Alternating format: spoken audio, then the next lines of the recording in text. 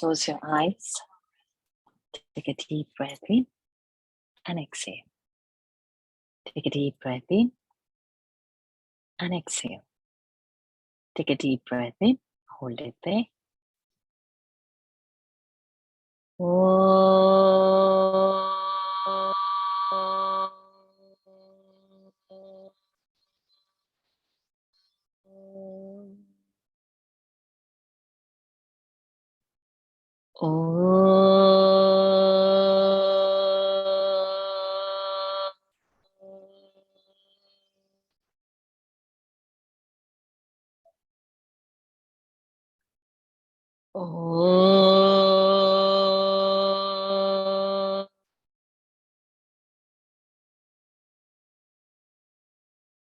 Om Shri Ganeshaya Namaha.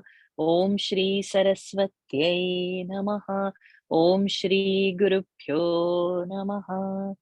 Samasta Jana Kalyane Niratam Karunamayam Namami Chinmayam Devam Sadgurum Brahmavidvaram Sadgurum Brahmavidvaram Sarvamangala Mangalye Shive Sarvartha Sadhike Sharanye Trambake Gauri Narayani Namostute Narayani Namostute.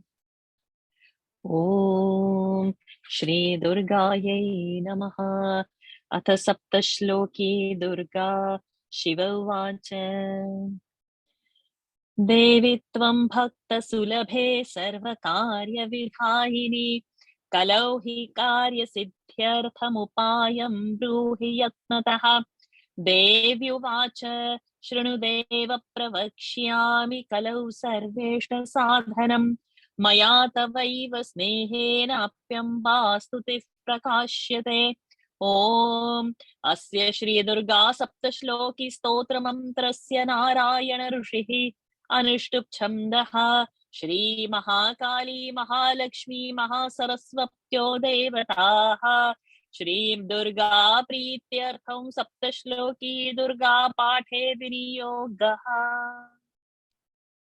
Om Jnaninaamapi Chetamsi Devi Bhagavate Hisa Baladakrushya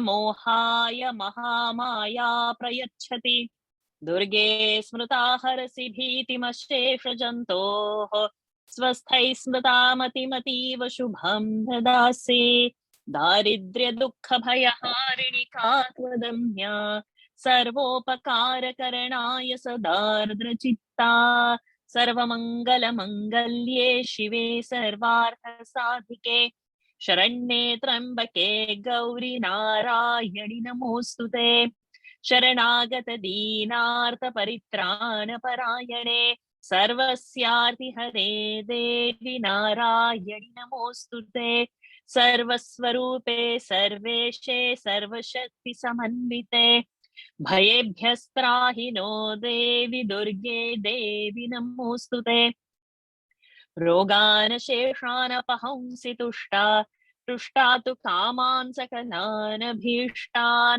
Tvamashritanancha Vipannarana Tvamashritahya Prayamti Sarva Badha Prashamanam Trailokyasyakhileshwari Evameva Tvaya Karyamasmadvairi Vinashanam Iti Shri Saptashloki Durga Sampurna.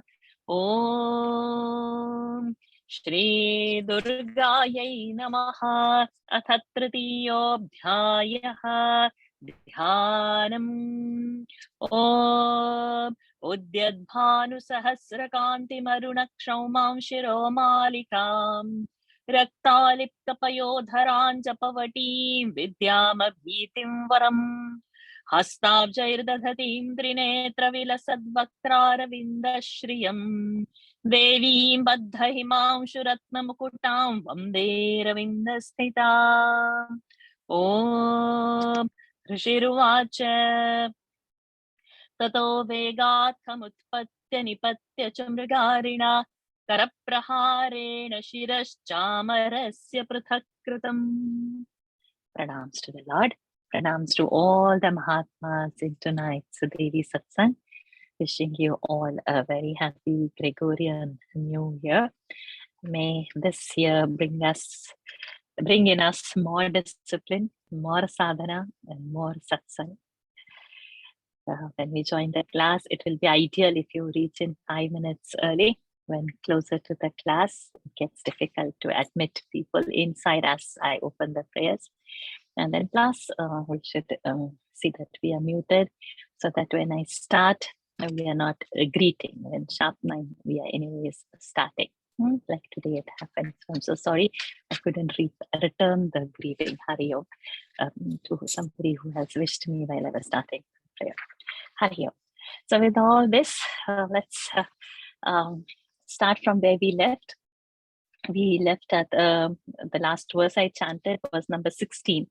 And then last week, some impromptu meanings we started seeing. And then we all said, just to give an overview, was what has happened in what so far we have learned.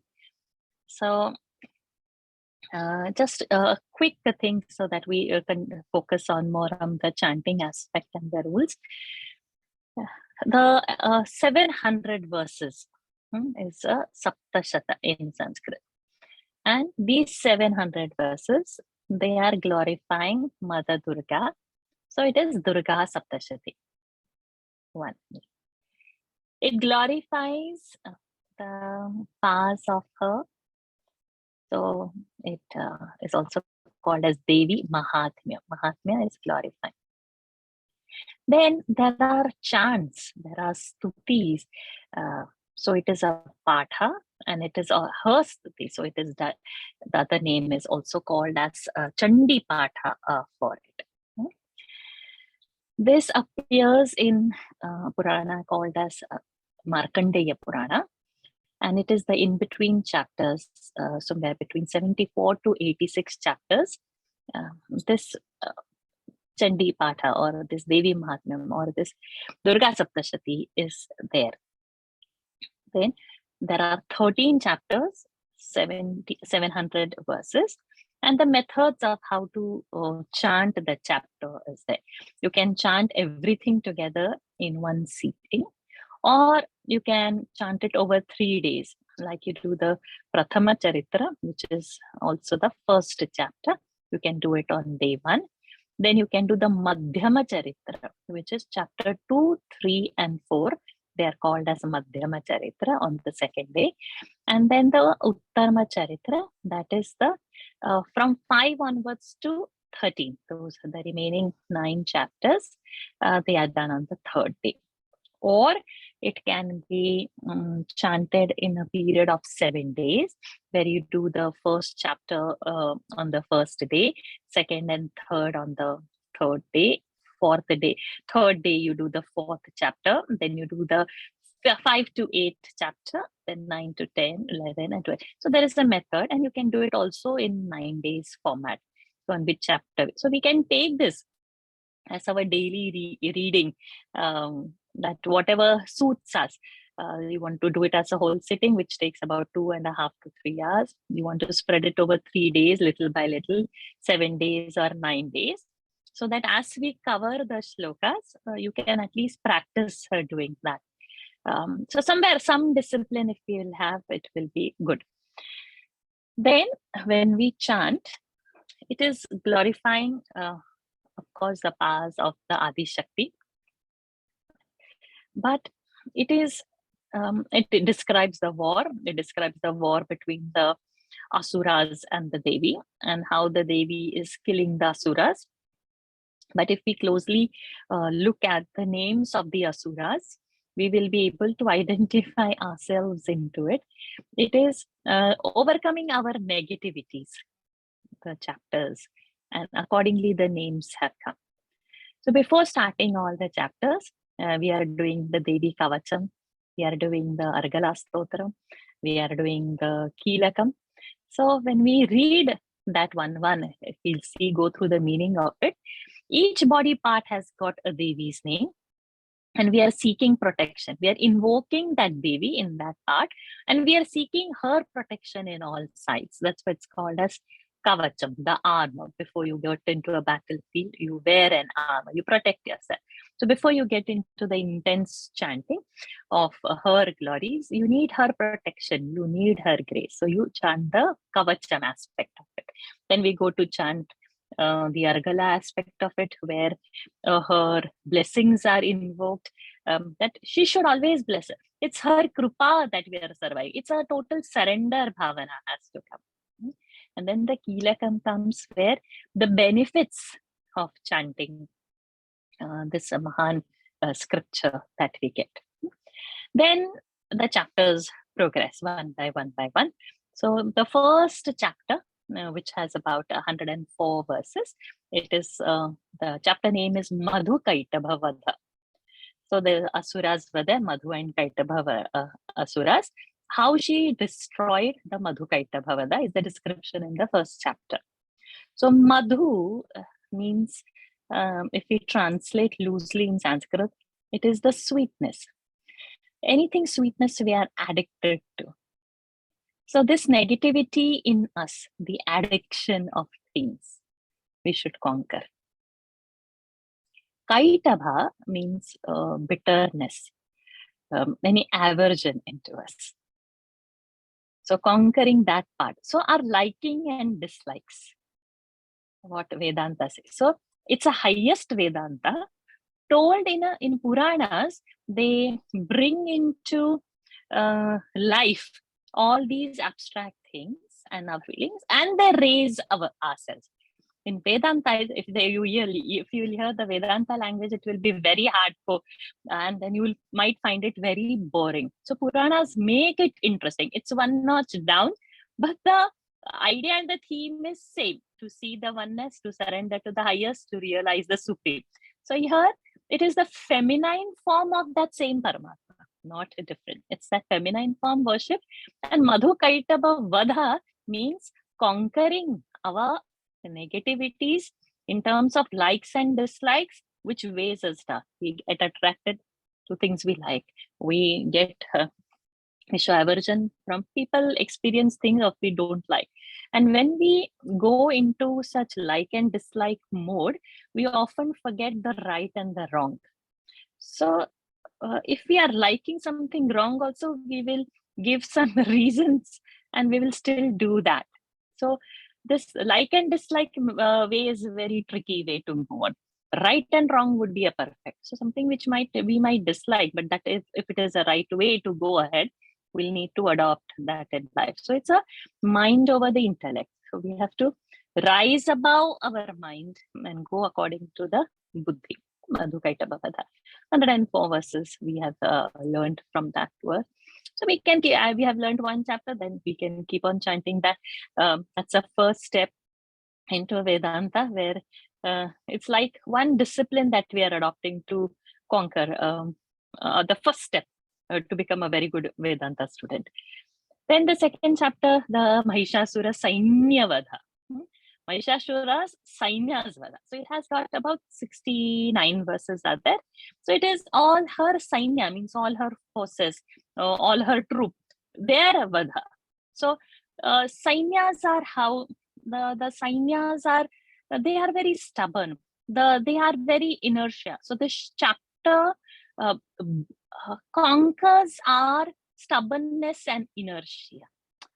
Like we hold a New Year resolution and it doesn't last beyond a month or week or a day, and it subsides by when not even June or July, even by time the March comes and all, everything is finished and it's gone. The newness is also gone.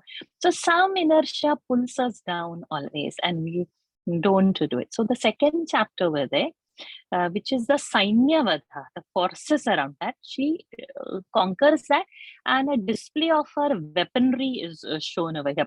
By what all weapons? So it's something telling us that we have got the sources inside us, and we can use those sources to conquer our own inertia, our own stubbornness, our own tamasic aspect. the third chapter, which we are currently doing, it is having 44 verses. Over here, actual Mahishasura Vadha has happened, so that we have conquered our own tamasic aspect. Then the fourth chapter, it is Chakradi Stuti. It has got about 42 verses. Chakra means Indra. So Indra and all the other devatas are praising the Devi. Then in fifth chapter, which is the longest of all, it has got about 129 verses are there. And then there is a samvada between the Devi and the Dutas. Very beautiful chapter also. Then comes Dhumra Lochana, the sixth chapter. See, then this Asura, this Dhumra Lochana, what is happening is it's okay. It has only 24 verses. Dhumra is unclear. So when our perception is not good, we have got maybe a distorted vision. So this particular chapter conquers that in us. So externally it is appearing like Dhumra Lochana Vadha, but internally it is our own negativity of having a broken vision is conquered over here. Then the seventh chapter is the Chandamunda's Vadha is going to happen. So Chanda is depicting anger, and Munda is depicting not having such a very great sense. So it's senselessness. So Chandamunda Vadha is coming over here in this chapter. That's why she's called Chamunda. She has done the Vadha. Vadha means killing of Chanda and the Munda Asuras. Then comes the Rakta Bija Vadha aspect of it. Rakta Bija, we all know that whenever the Asura, that Asura is killed and the blood will fall, many more Asuras are going to come. So this depicts in us a very uncontrollable, or no, not uncontrollable actually, of course uncontrollable, but more right word would be unquenchable desire. We fulfill one desire and another crops up. We fulfill something and another crops up. We always go through this. We keep a target and we say, okay, after this it's enough. But if we get that in our possession, we want more. We are never happy with what we have achieved. So this Rakta Bija is this unquenchable thirst, not thirst, desire in us, which is our 8th chapter, about 63 verses are there. Then comes the Nishumbha. Nishambha shows self-pity. Then comes the Shumbhavada in the 10th chapter, which is having 32 verses. Then 11th chapter is our Narayani Stuti. Then comes the Bhagavati Vakyas, or the Phalastuti of doing all this. And the 13th chapter is the Suratha and the Vaishya Varapradhana. So in the beginning, the first chapter, the story opens when this king, Suratha, and one trader called as Samadhi, they got so fed up in life and they found the limitation of life, and they understood that there is something more to life. And when their questions led to this Rishi called Markandeya Rishi, and this Markandeya Rishi tells them the story. So the starting of that Durga Saptashati is Markandeya Swami Rishi answering Surata's and Samadhi's questions. So in 13th chapter, like having listened to all that, and they have conquered their own, all these negativities, then Markandeya gives the Vara and the Varapradhana. So this is the format of this whole thing.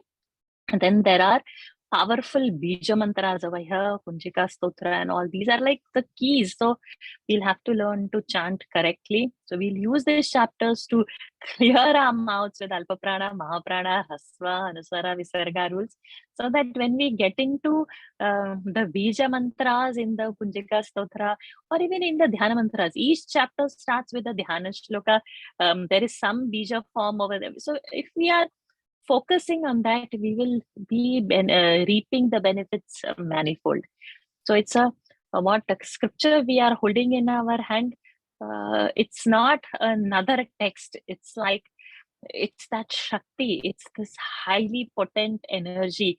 And when we invoke her in a right direction, it is our purification that happens. So, with this bhava in mind, let's progress now and see what happens in this third chapter that we are in. We were seeing that how she has killed so many asuras, and the Simha has also killed. So in this chapter, the previous chapter, her Sainya Vadha has happened, whose Mahishasura's Sainya Vadha has happened. This chapter is depicting Mahishasura's Vadha. So all his commanders, all his ministers, they are first protecting him. They are getting one by one killed. So we saw those different asuras' names, and now we go ahead. Are there any kids in class today, young adults in class today? So our rule is first the kids and young adults, they would chant, and then, so first the young adults, could you please raise your hands?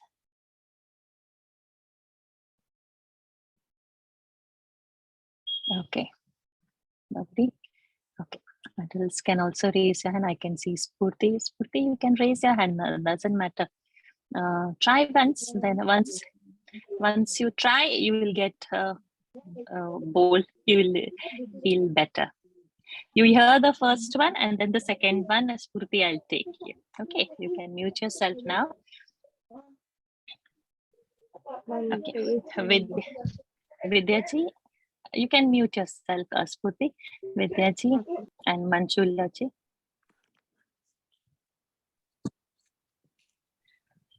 उदग्रश्चरणे देव्या शिलावृक्षादिभिर्हतः उदग्रश्चरणे देव्या शिलावृक्षादिभिर्हतः उदग्रश्चरणे देव्या शिलावृक्षादिभिर्हतः दन्तमुष्टितलैश्चैव करालश्च निपातितः दन्तमुष्टितलश्चैव करालश्च निपातितः दन्तमुष्टितलैश्चैव करालश्च निपातितः उदग्रश्चरणे देव्या शिलावृक्षादिभिर्हतः दन्तमुष्टितलश्चैव करालश्च निपातितः उदग्रश्चरणे देव्या शिलावृक्षादिभिर्हतः महाप्राण sorry महाप्राण sorry उदग्रश्चरणे देव्या शिलावृक्षादिभिर्हतः दन्तमुष्टितलैश्चैव करालश्च निपातितः. Udagra, one of the asura. So he also Udagraha cha, and Udagra also Rane, in the battle. Devya, by Devi. Shila, stone. Vruksha means trees. Adi, etc. Abhihataha. So by Devi, Udagra got killed by Devi through all the stones and the Vruksha. Then in the second line, Karalaha, another asura. He nipatita, he also fell down, he also got killed. By how? Danta mushti talaischaiva, by the teeth, by the mushti, that means box, by the punches, fist. And by the fist or the punches, and then talaischaiva means beatings and the slappings. Udagra and Karala are dead now. उदग्रश्चरणे देव्या शिलावृक्षादिभिर्हतः दन्तमुष्टितलैश्चैव करालश्च निपातितः. Continue. देवी क्रुद्धा गदापातैश्चूर्णयामास चोद्धतम्. देवी क्रुद्धा गदापातैश्चूर्णयामास चोद्धतम्. देवी क्रुद्धा गदापातैश्चूर्णयामास चोद्धतम्. वाष्कलं भिन्दिपालेन बाणैस्ताम्रं तथान्धकम्. वाष्कलं भिन्दिपालेन बाणैस्ताम्र तथान्धकम्. वाष्कलं भिन्दिपालेन बाणैस्ताम्रं तथान्धकम्. Again, what is Devi bhindi? No, Kruddha. 1 minute. So, 1 minute. Sorry. Bhindi palena, you have to say rasva. You said bhindi, it is rasva. Bhindi palena, Manjula ji. बाष्कलं भिन्दिपालेन बाणैस्ताम्रं तथान्धकम् देवी क्रुद्धा गदापातैश्चूर्णयामास चोद्धतम् वाष्कलं भिन्दिपालेन बाणैस्ताम्रं तथान्धकम् देवी क्रुद्धा गदापातैश्चूर्णयामास चोद्धतम् बाष्कलं भिन्दिपालेन बाणैस्ताम्रं तथान्धकम्. So now couple of asuras are dead over here. So Devi Kruddha. So Devi was angry. Gada pataihi churnayamasa chodhatam. With the gada, she has now killed Uddhat. So Uddhat chodhatam. So Uddhata, the asura is killed by churnayamasa, means she powdered him with her gada. She hit by the mace this Uddhatam. Then Bashkalam, another asura, he was killed by Bhindipalena, Tritiya Vibhakti, by Bhindipala, like a spear. It is Bhindipala, one weapon. Bhindipala, like a javelin kind of, like a spear it is. Banaihi, again third Vibhakti with plural. Bhindipalena singular, Banaihi plural. Both are third Vibhakti, Tritiya Vibhakti. Banaihi, by arrows. It shows instrumental case. Tamram. Tamram is one asura. And Tatha, and also Andhakam. Another asura is also killed now. Devi Kruddha Gada Patai Shurnayamasa Chodhatam Vashkalam Bhindipalena Banaisamram Tathandhakam. Continue. Ugrasyam ugraviryancha tathaiva cha mahahanam.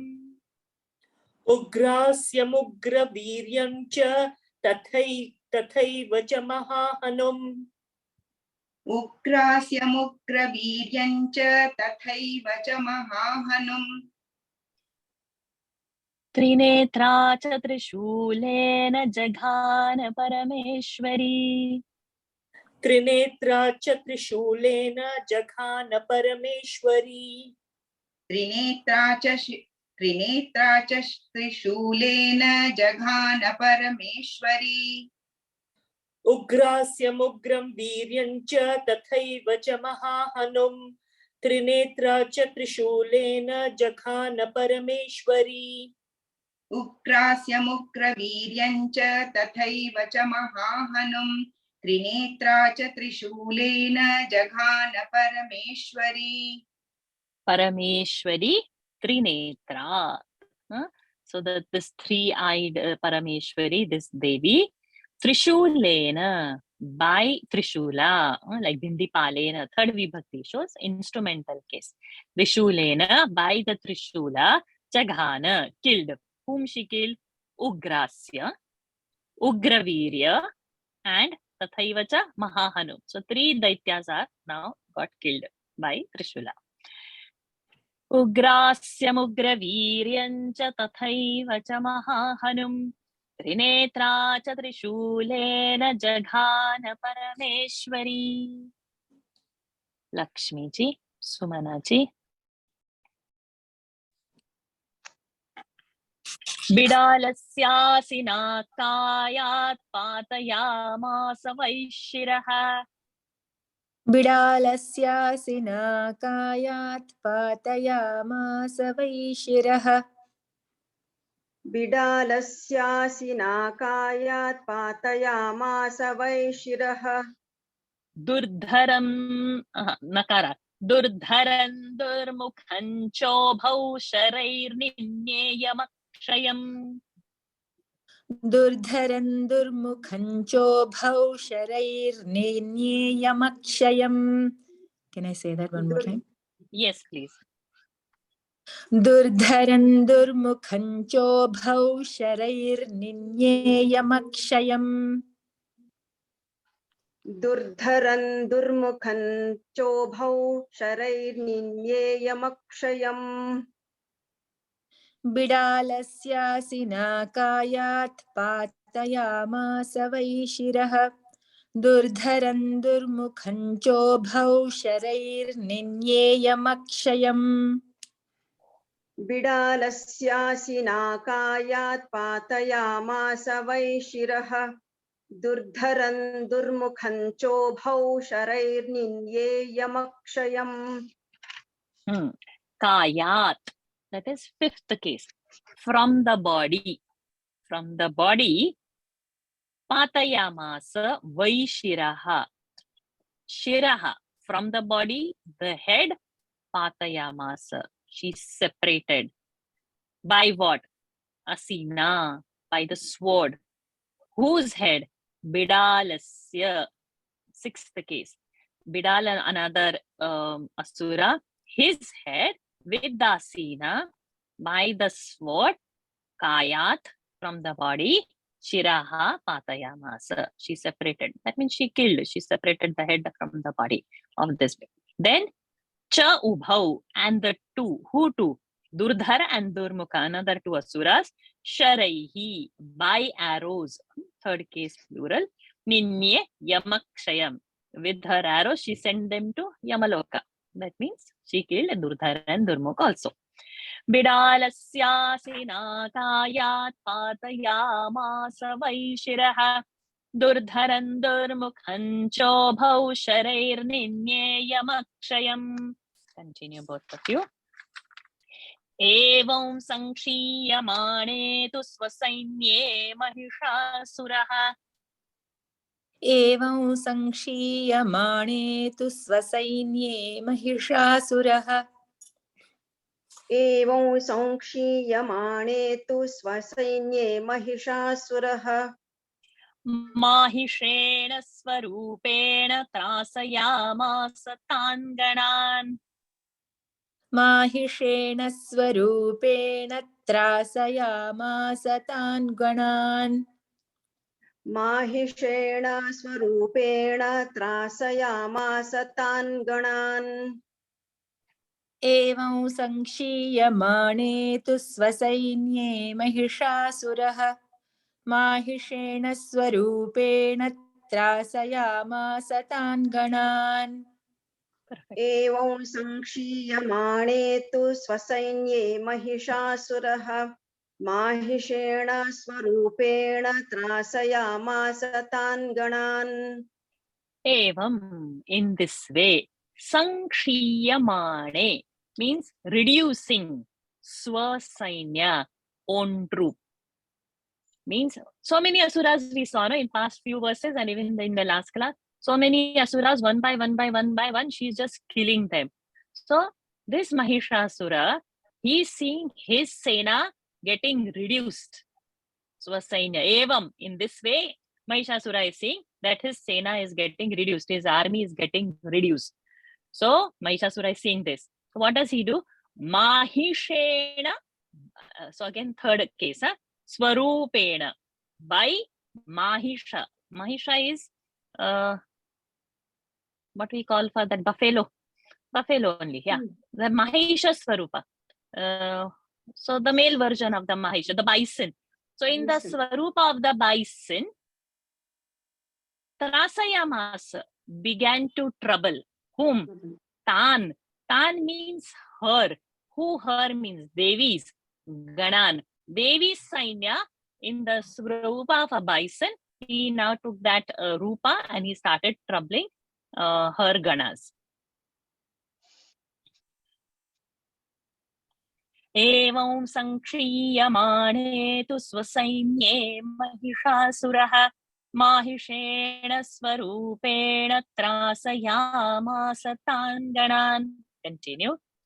कांश्चित्तुण्डप्रहारेण खुरक्षेपैस्तथा परान् कांश्चित्तुण्डप्रहारेण खुरक्षेपैस्तथा परान् कांश्चित्तुण्डप्रहारेण खुरक्षेपैस्तथा परान्.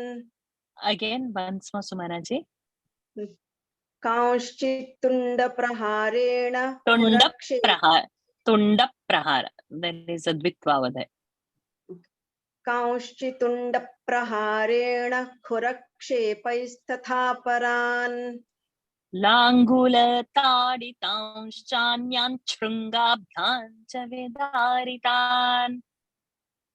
लाङ्गूलताडितांश्चान्यान् छुण्डाभ्यां च विदारितान् लाङ्घुलताडितांश्चान्यां छङ्घ्याभ्यां च विदारितान् Langula-taditanश्चान्यान् शृङ्गाभ्यां च विदारितान्. Langula-taditanश्चान्यान् शृङ्गाभ्यां च विदारितान्. लाङ्घुलताडितांश्चान्यां शृङ्गाभ्यां च विदारितान् Continue the next also. It's in continuation with this. Vegena kaunschidaparaanna Vegena kaunschidaparaannatena brahmanena cha वेगेन कांश्चिदपरान्नादेन भ्रमणेन च वेगेन कांश्चिदपरान्नादेन भ्रमणेन च nadena brahma dvitva. वेगेन कांश्चिदपरान्नादेन भ्रमणेन च Nishvasapavanenanyan patayamasa bhutale. निःश्वासपवनेनान्यान् पातयामास भूतले निःश्वासपवनेनान्यान् पातयामास भूतले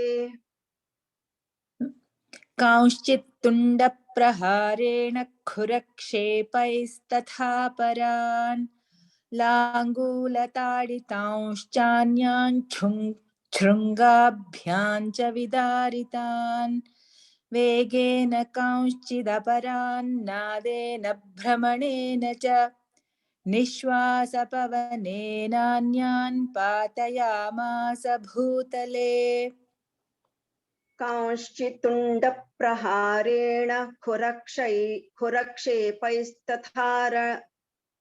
कांश्चित्तुण्डप्रहारेण खुरक्षेपैस्तथा परान् लाङ्घूलताडितांश्चान्यशृङ्गाभ्यां च विदारितान् वेगेन कांश्चिदपरान्नादेन भ्रमणेन च निःश्वासपवनेनान्यान् पातयामास भूतले. So taking this swarup of this buffalo, this myson, now in these two shlokas, it is shown in which all ways he tried to damage the opposition. So how one was Kamshit Tunda Praharena, with this Tunda, with the snout. Khura Kshepaihi Tatha Paran. Khura is the, what you say, the not, we don't call it pow, the hoof. With the hoof, he aparan, means some people with the hoof. Then langula tadita, hitting, tadita is to hit, langula is the tail, hitting with the tail anyan, means some people, some ganas with the langula. Then shrunga bhyam vidaritan, vidaritan is to tear apart, shrunga is the horn, so some he tore with the horn.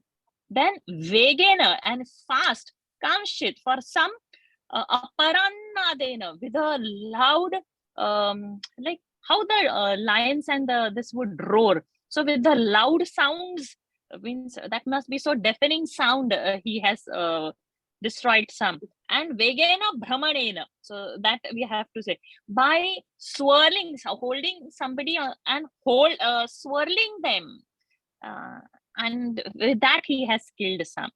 And some nishwasa pavanena, by expirating very fast, nishwasa, so by exhaling very fast, he has patayamasa bhutale, many sainyas, many people, he has made them fall on the ground, means he has killed in this particular fashion, by whatever he had, with all powerful parts he has killed. कांचित् तुण्डप्रहारेण खुरक्षेपैस्तथा परान् लाङ्गूलताडितांश्चान्यान् शृङ्गाभ्यां च विदारितान् वेगेन कांश्चिदपरां नादेन भ्रमणेन च निःश्वासपवनेनान्यान् पातयामास भूतले. पुष्पाजी, वेंकटेशजी. निपात्य प्रमथानीकमभ्यधावत सोऽसुरः निपात्य प्रमथानीकमभ्यधावत सोऽसुरः निपात्य प्रमथानीकम् अभ्यधावत सोऽसुरः सिंहं हन्तुं महादेव्यः कोपं चक्रे ततोऽम्बिका सिंहं हन्तुं महादेव्यः कोपं चक्रे ततोऽम्बिका सिंहं हन्तु महादेव्यः कोपचक्रे ततोऽम्बिका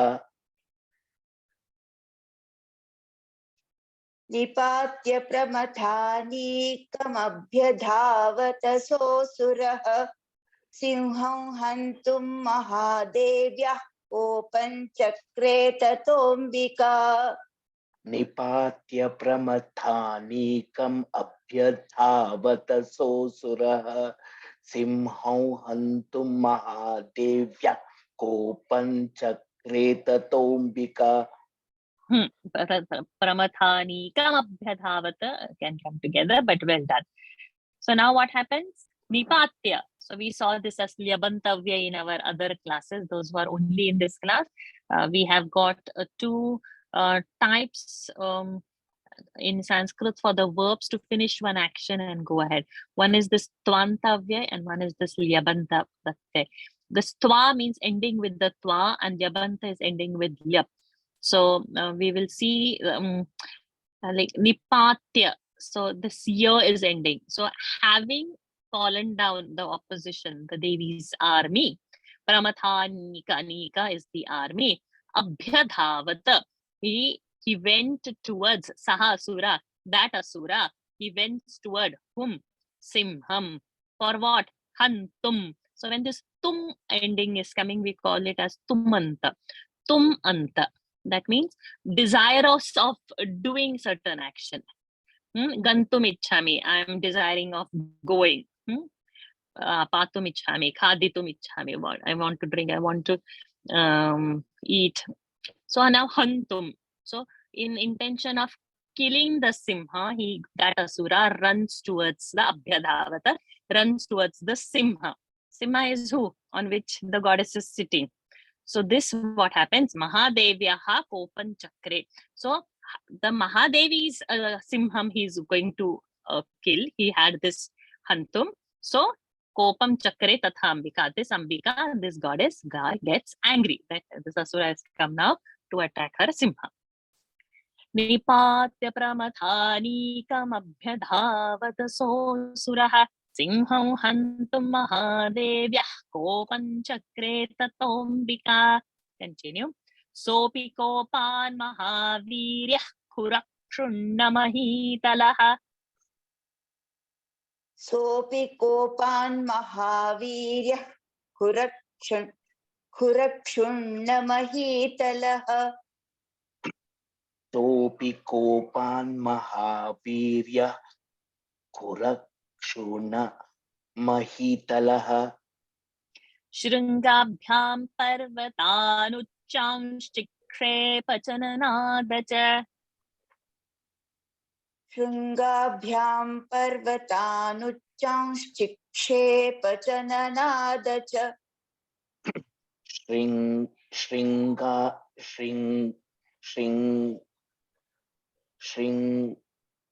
Shrungabhyam. Okay, Shringambyam Parvata. Gam, no, not gam. Shringabhyam. Shringambyam Parvata Nuscha Nushcham Shri Nushchaschipkshepacha Nanadacha. I don't know. Parvatanu Chaunshtikshepa. Chikshepa, okay. Shringabhyam Parvatanushcham Nush, no, there is no sh. Parvatanu Chaunsh, double ch. Okay. Chaunsh. Okay. Parvatanushcham. Nush is not there, my dear. Double ch. Nuch. Nucham. Okay. Parvatanucham Chikshepachananadacha. No, my dear, you're not paying attention. See the words over there. Pa, par, va, ta, nu, double cha, cha.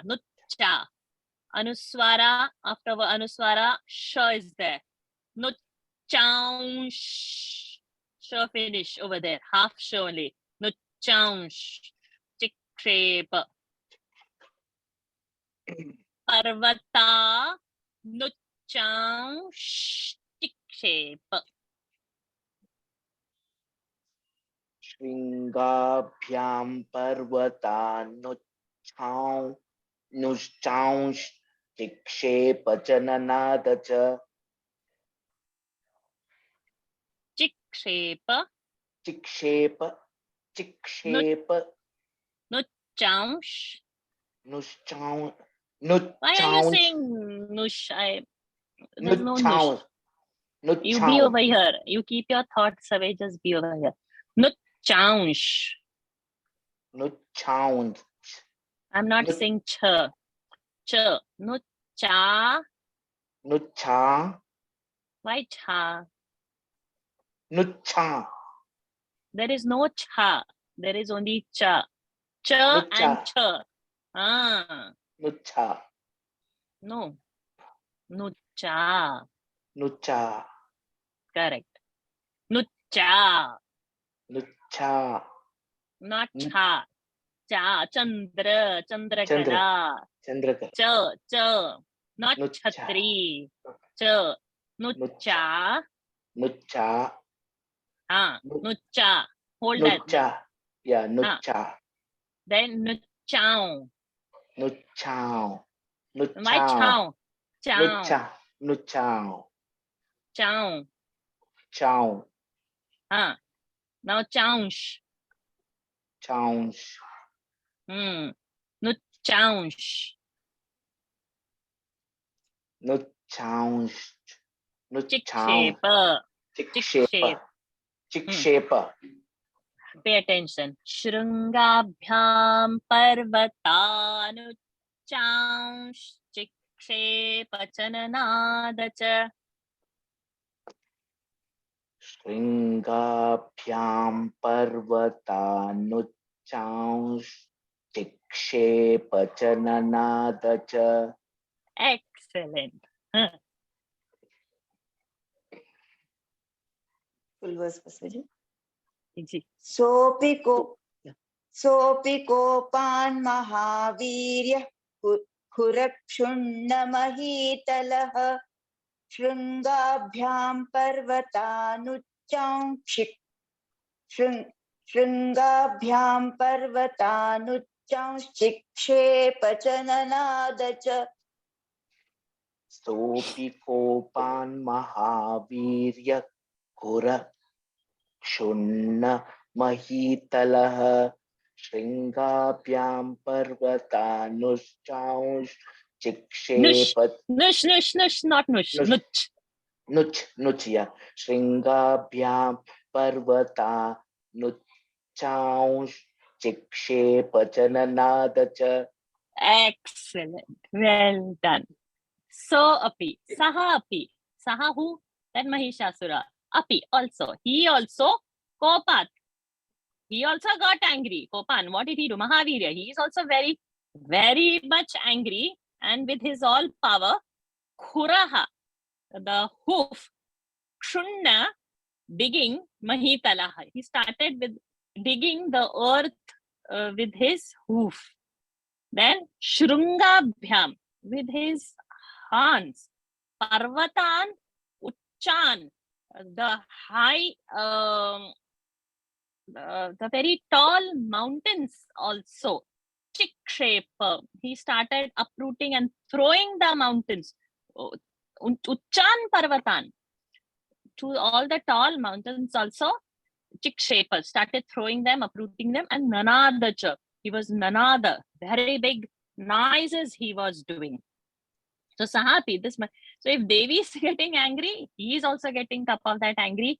He is also digging his hoofs in the floor, in the earth, and he is uprooting all the big mountains with his horns, and he is roaring.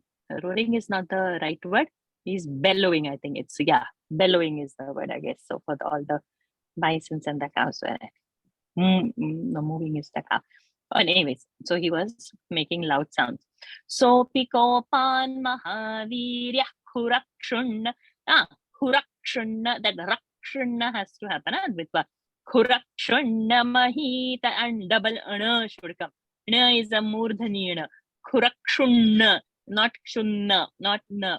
So there is a lot of mouth work going to happen there.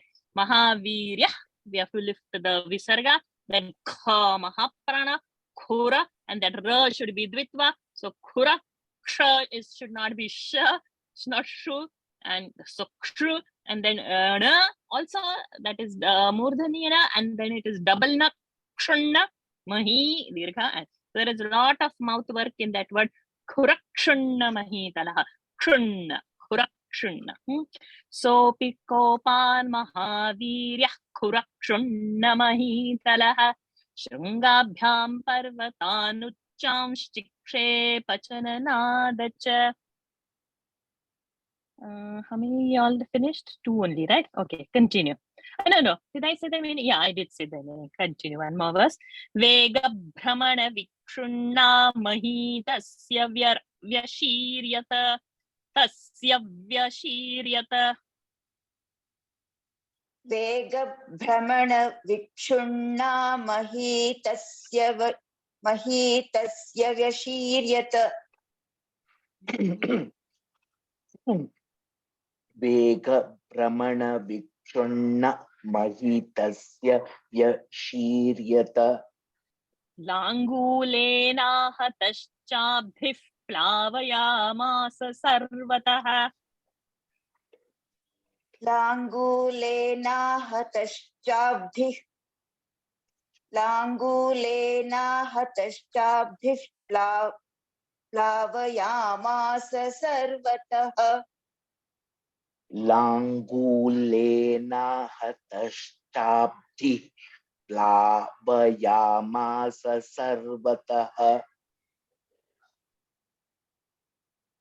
वेगभ्रमण विक्षुण्णा महीतस्य व्यशीर्यत लाङ्गूलेन हतश्चाब्धिः प्लावयामास सर्वतः वेगभ्रमण वेगभ्रमण विक्षुण्ण महीतस्य व्यशीर्यत लाङ्गूलेन हतश्चाब्धिः प्लावयामास सर्वतः. Chabdhif plavayamasa. No stopping for the breath over there, so that Visarga you can say.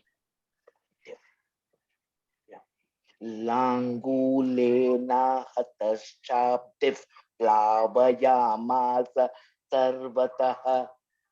Practice. The Mahaprana didn't come over there. Vega Brahmana Vikshunna Mahi. This Mahishasura is behaving all kinds of things, no? That he's turning around, he's making loud noises, he's putting hoof in the earth, he's uprooting the mountains. So all this is happening very fast. And with this getting around and turning around, Mahi is this Bhumi, Vyashiryata. Vyashiryata is she became out of this tired. She was feeling dizzy and she began to break. Vyashiryata. the earth was giving away. She began to tear apart. And Langulena, with his tail, Hata, with his tail, beating of his tail, tail, this Abhi is the sea, the ocean. It started whirling around and it started sinking the earth. So his tail was hitting the ocean. So the water is spilling everywhere and it is getting churned. And now it is, the water is sinking the earth. Over here, the earth is getting tired. It is getting separated. It is getting dizzy and it is tearing apart. And also now the sea is sinking her. This is the sea now. Likadda Asura's power. Vega Asura's power is what? Our wild thoughts power, right? We can't conquer our certain desires that very easily. And we know things are wrong, but yet we do it because our liking is very strong. We can't control certain things in us. And with that desire, we sink in. We give way many times. We are not yet reached there, right? Small things, daily life things. Vega Brahmana Vikshunna Mahitasya Vyashiriyata Langulena Hatashabhif Plavayamasa Sarvataha. Okay. So we have got so many hands today. Awesome. Who is not chanted? Okay, Taraji. Taraji and Spurti, I will take you with Taraji. It is Spurti's first day today. Okay. Dhutashringa vibhinnascha khandam khandayayurghanaha. Dhutashringa vibhinnascha khandam yayurghanaha. So let the kha be samahaprana. Khandam yayurghanaha. Dhutashringa vibhinnascha khandam yayurghanaha. So instead of doing anuswara khandam, do khandang. First one is like Ganga. Spurti, you unmute only while chanting because you are in hostel, your roommates are like, so when your turn comes, Spurti, only that time you unmute. Okay, so Taraji, like when we say Ganga, so Khandang, Yakara, because yo is there, Khandang, Yayur, Ganaha. Dhuta Shringa Vibhinnascha Khandang Yayurghanaha. Dhutashringa vibhinnascha khandam yayurghanaha.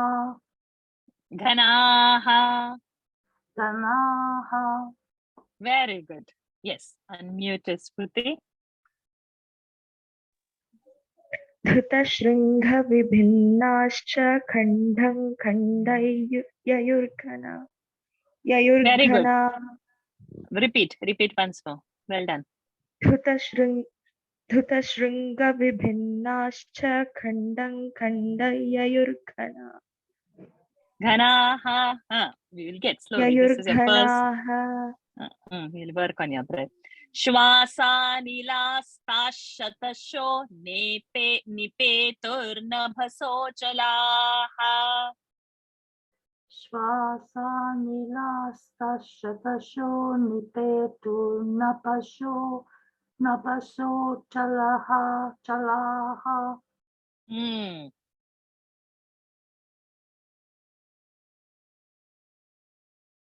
Spurti, you can unmute. श्वासानिलास्ताः शतश So nilasta, so that visarga will be sh because next word is sh. Shwasa nilasta shatasho nipetur nabhaso chalaha. श्वासानिलास्ताः शतशो निपेतुर्नभसा चलाः. Nabhasochalaha. नभसोऽचलाः Very good. निपेतुर्नभसोऽचलाः Very good. Very good. श्वासानिलास्ताशतशो निपेतुर्नभसोऽचलाः Excellent. Well done. Yes, Taraji, full verse. धूतशृङ्गविभिन्नाश्च Not Dhru. Dhuta Shrunga. धूतशृङ्गविभिन्नाश्च Small, Rasva. Not Dhuta, Dhuta. धूतशृङ्गविभिन्नाश्च कन्दं कन्देययुर्गना श्वासा निलस्तशतशो निपेतुर्नभसोऽचलाः. Very good. धृतशृङ्गविभिन्नाश्च खण्डं खण्डय्ययुर्घनाः श्वासानिलस्ताशतशो निपेतुर्नभसोऽचलाः Not to say Achala. That Avagraha we should not say. Nabhasochalaha. Shwasa and not Shwasa. Shwasa nilasta shatasho nipetur nabhasochalaha. Can I repeat once again? Yes, for you only. Yeah. धृतशृङ्गविभिन्नाश्च खण्डं खण्डय्ययुर्घनाः श्वासानिलस्ताशतशो Nilas, you're saying Nila. It is not Nila. Nila. So Swasa. श्वासानिलस्ताशतशो So what is happening? You're saying Shwasa nilasta. Shwasa nilasta. Nila, Nila. श्वासानिलास्ताशतशो निपेतुर्नभसोऽचलाः Achala you cannot say. Okay, nipeturnabhasochalaha. Correct. We break the chandas if we open the sandhi in between. We need only 8 alphabets. When you will say achala, it will become the 9th in that pada. Okay. Dhuta Shrunga. So now what is happening? He's moving his horns, right? So Dhuta Shrunga. Vibhinnaha.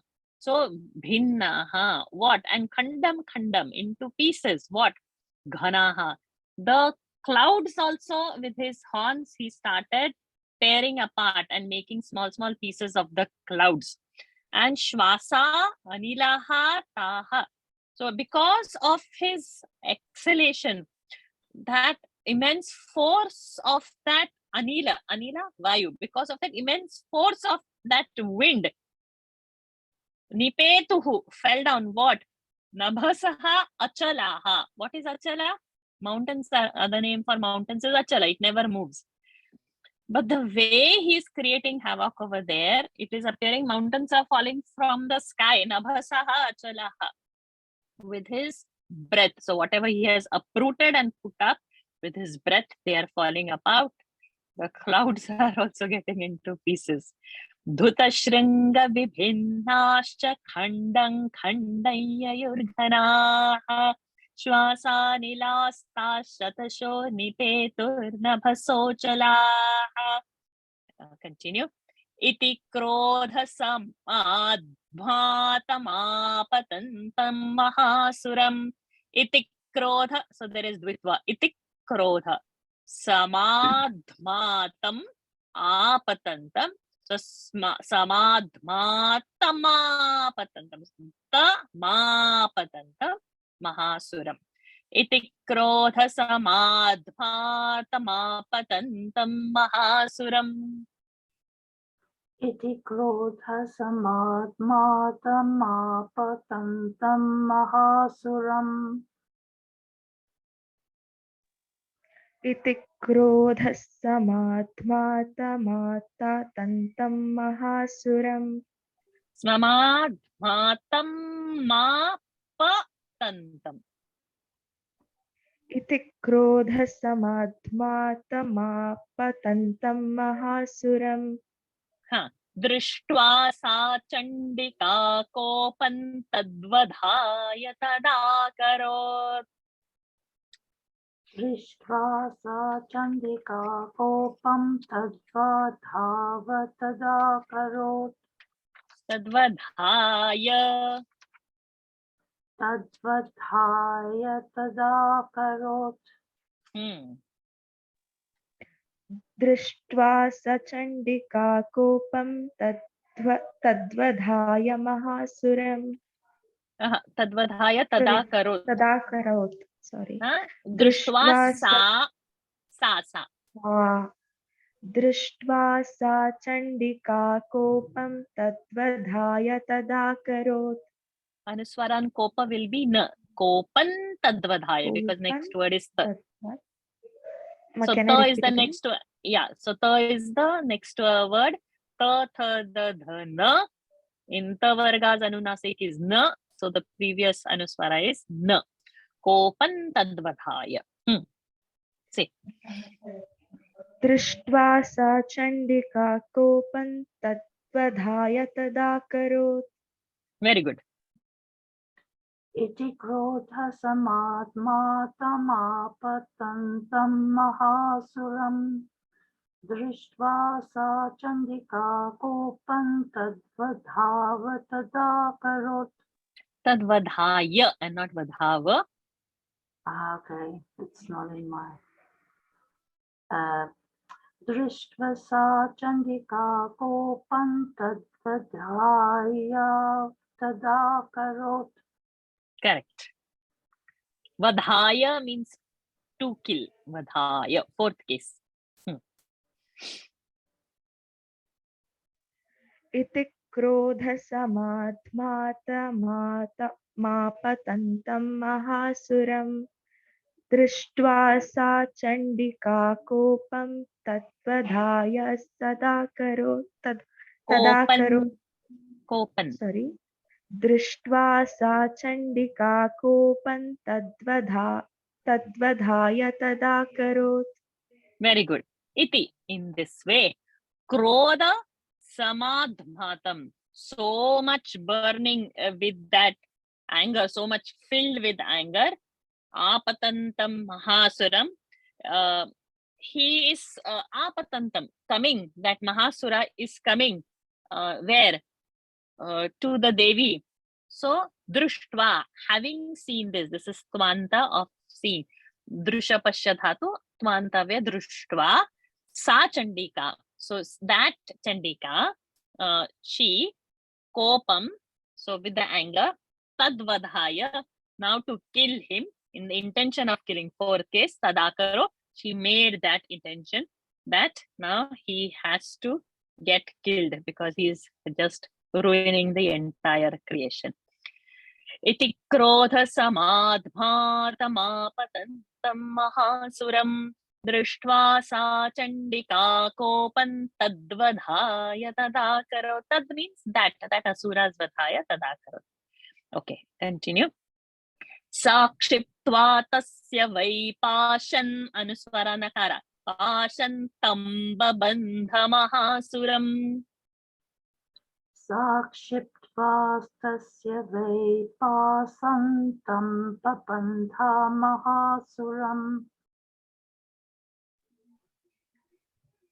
साक्षिप्त्वा तस्य वैपाशन्तं बबन्ध महासुरम्.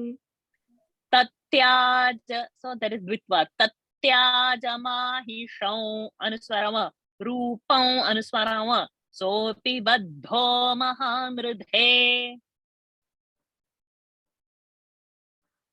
तथ्याज महिषं रूपं सुपिबद्धो महामृधे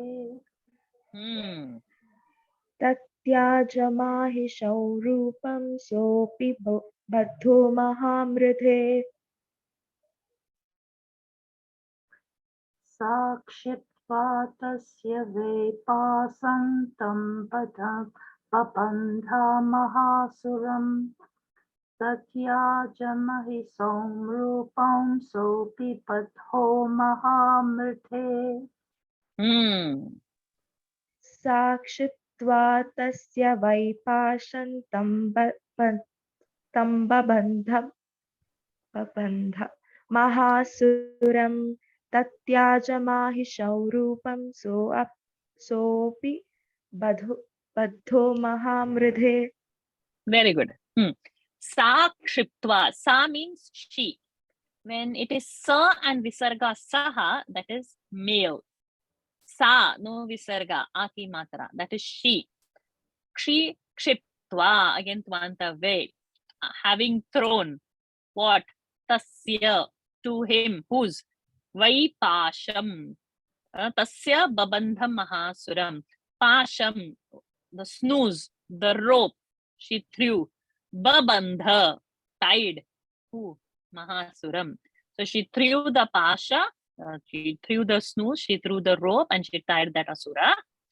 Tatyaja mahisham rupam sopi baddho mahamridhe.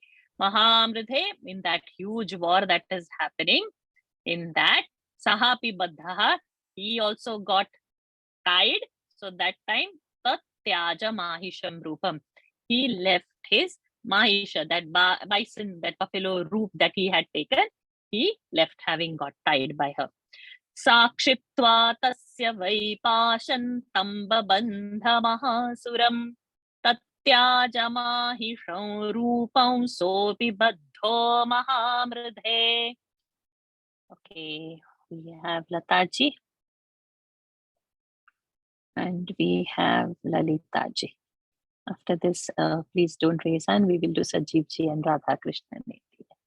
How much time we have? We don't have time actually. I'm so sorry. I lost. I thought we have another. Oh, ho. Okay. It's the first time I got lost into this. I'm so sorry. Okay, we'll because there are two hands, we will do one verse so that, and then we'll end. I just lost the sense of time. I didn't realize it. I'm so sorry. Okay, we'll do one verse then. Tatasimho bhavat sadyo yavat tasyambika shiraha.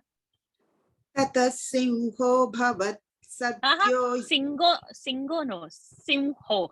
Simho no. Tatasimho bhavat sadyo yavat tasyambika shiraha.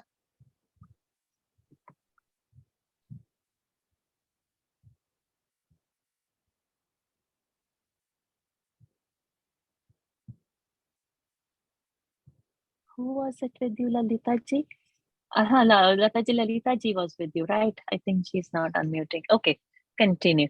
Chinatitavat purusha khadga panira drishyata. Chinatitavat purusha khadga panira drishyata. Shall I do the whole thing? Yes, please. Tatasimho bhavat sadyo yavat tasyambika shiraha chinatitavat purushah khadga paniradrashyata.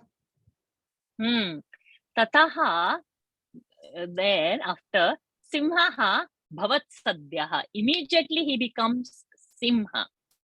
Yavat tasya ambika shiraha, then chinati. So by the time that Ambika would cut his head, yavat, by the time tasya his shiraha Ambika chinati. Chinati is in the next line. Tavat, in that time, purushaha, he took a form of purusha, a man. Khadga panira drishyata. She took the khadga in her hand to kill that lion that he became in the form. He left the bison roof and he became a simha. When she lifted her hand to cut him, he changed that form and he became a purusha. This who? This asura. Tatasimho bhavat sadyo yavat tasyambika shiraha chinatti tavat purusha khadga panira drishyata. We'll quickly see one verse for Sajivji and Radha Krishnanji. Tata evashu purushan devi chicheda sayakaihi. तत एवाशु पुरुषं देवी चिच्छेदसायकैः तत एवाशु पुरुषं देवी चिच्छेदसायकैः तं खड्गचर्मणा सार्धं ततः सोऽभून्महागजः तं खड्गचर्मणा सार्धं ततः सोऽभून्महागजः खड्गचर्मणा सार्धं ततः सोऽभून्यमः sorry Okay. खड्गचर्मणा सार्धं ततः सोऽभून्यमहागजः No, many things are तं खड्गचर्मणा सार्ध ध महाप्राण सार्धन ततस not तद ततस तत ततः सोऽभून्महागजः तं खड्गचर्मणा सार्धं ततः सोऽभून्महागजः खड्गचर्मणा सार्धं ततः सोऽभून्महागजः गजः गजः खड्गचर्मणा सार्धं ततः सोऽभून्महागजः तत एवाशु पुरुषं देवी चिच्छेदसायकैः तं खड्गचर्मणा सार्धं ततः सोऽभून्महागजः Tata evashu that oh sorry you have to chant full please go ahead I'm so sorry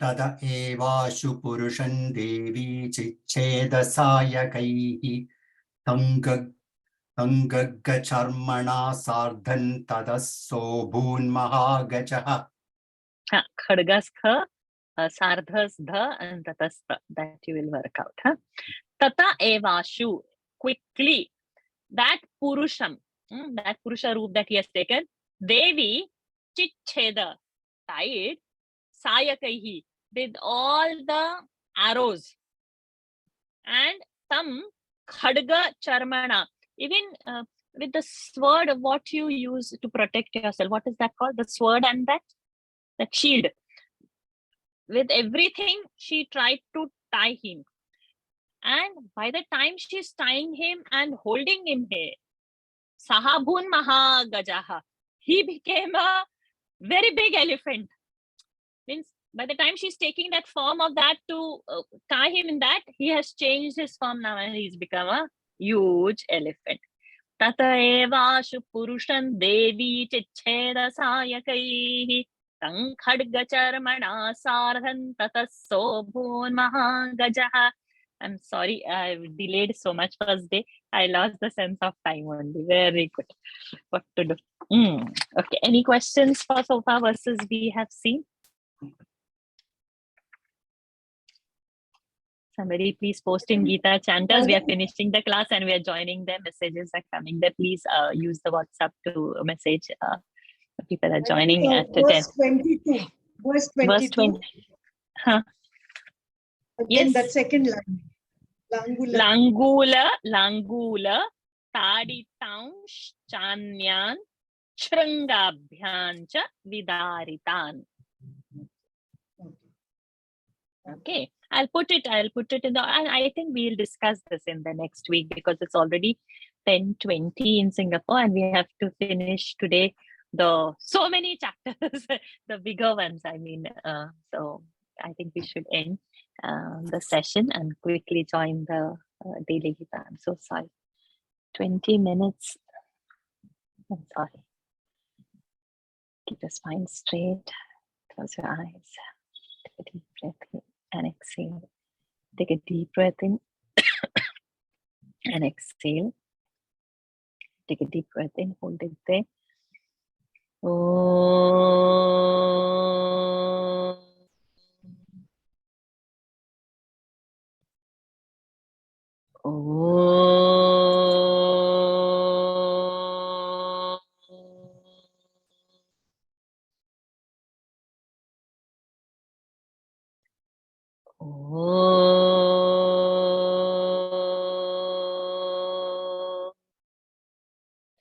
Om Purnamadav Purnamidam पूर्णात् पूर्णमुदच्यते पूर्णस्य पूर्णमादाय पूर्णमेवावशिष्यते ॐ शान्ति शान्ति शान्तिः हरिः ओम् श्रीगुरुभ्यो नमः हरिः ओम् श्रीदेव्यार्पणमस्तु Hari Om everyone. Good lesson for me on the day one to keep the sense of time and take the lesson. I'm very Hari sorry Om. for this. Hari Om ji. Hari Om. Hari Om. Hari Hari Om Om. ji. This has been a best Thank you. start. Hari Om. Hari Om. We will Hari Om, enjoy Harsha. it a lot. We will Hari enjoy Om it a Taran. lot. Hari Hari Om. Om. Dhanyawad, Barsha. Thank you very much. Thank you. I'm ending the session. We'll join the daily Gita, the 17th and the 18th chapter. Hari Om ji.